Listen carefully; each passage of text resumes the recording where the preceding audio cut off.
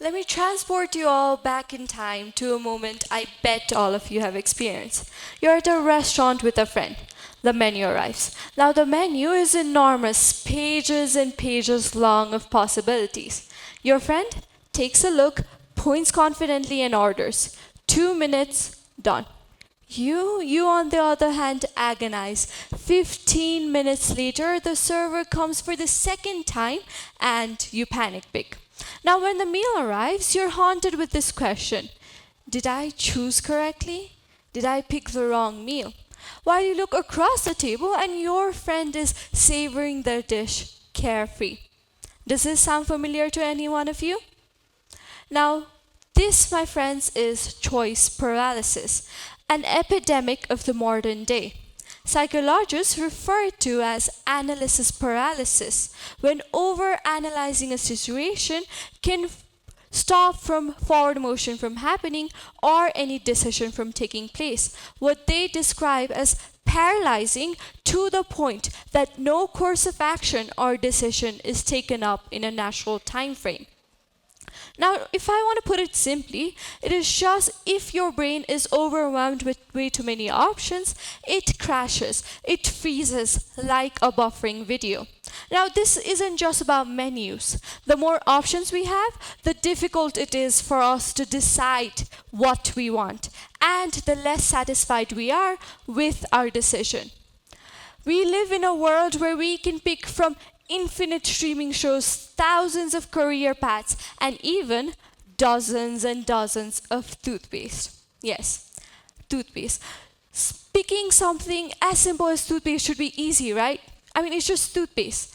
But walk into a store and you'll see 50 kinds of toothpaste: eco-friendly, teeth whitening, charcoal, unicorn sparkle.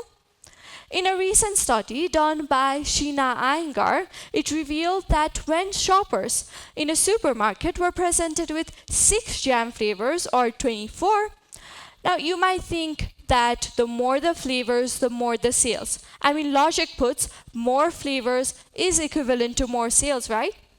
But wrong. When they were presented with 24 jam flavors, only 3% purchased. But when presented with only 6 jam flavors, 10 times more people were likely to buy.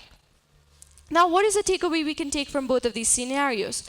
More choices, they do not empower us, they burden us. Now, let's move on to the paradox behind this phenomenon. Why does it happen? What is the science behind all this? Psychologist Barry Schwartz calls this the paradox of choice. Now, even though autonomy is vital, our Stone Age brains were never designed for infinite options. Brain scans reveal that when you have way too many options, your prefrontal cortex, or basically to put it in simple words, your decision-making engine overheats. Imagine your brain is a computer. Open hundreds and hundreds of tabs, and as expected, it crashes. Barry Schwartz divides us people into two halves: maximizers and satisficers. Maximizers are the ones who chase the best, who are always chasing perfection, who exhaust themselves from the idea of perfection. Whereas satisficers are those who are content with good enough. Now, spoiler alert, these maximizers, they face FOMO, fear of missing out. Whereas satisficers, they're much happier. I want to ask a question to you all. How many of you have opened Netflix and started scrolling and scrolling that you ended up watching nothing at all? I know I have. Now, a study done in 2023 shows that an average person spends 27 hours a year just scrolling, ending up watching nothing at all. 27 hours. That's like a mini vacation that you lost just to scrolling. Now, how can we escape this maze? How can we get away from all this? How can we not burden ourselves? The first problem we have is we have way too many alternatives. Option A doesn't work out, that's all right, I've got option B. That doesn't work out, oh well, option C, option D, option E, and option F. The list goes on and it does not stop. Firstly, I want you to simplify your life. If there is a decision that you need to take, if you're struggling with making a choice, remember, if it meets 80% of your needs, stop looking. That is enough. You do not need the best option out there.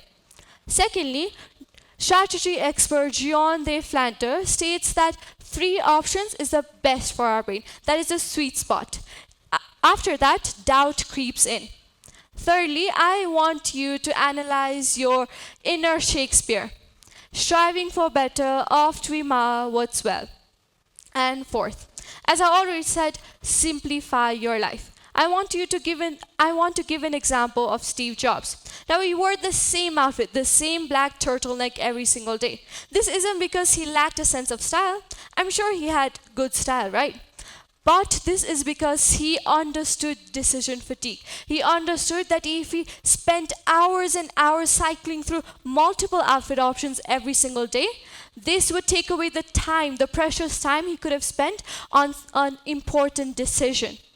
When we let go of the idea of a perfect decision, we free ourselves from stress. Now, the lesser the choices, yes, there is lesser the happiness. But that also means lesser the doubt, lesser the second guessing, and lesser the stress. That is a win-win situation. I want you all to think for a moment. What is a decision that you can simplify in your life today? Think about it and remember that your future self will thank you for this. Today, delete one app, unsubscribe from one newsletter. See how it feels. Small things add up because sometimes little is not more. Less is everything. Thank you.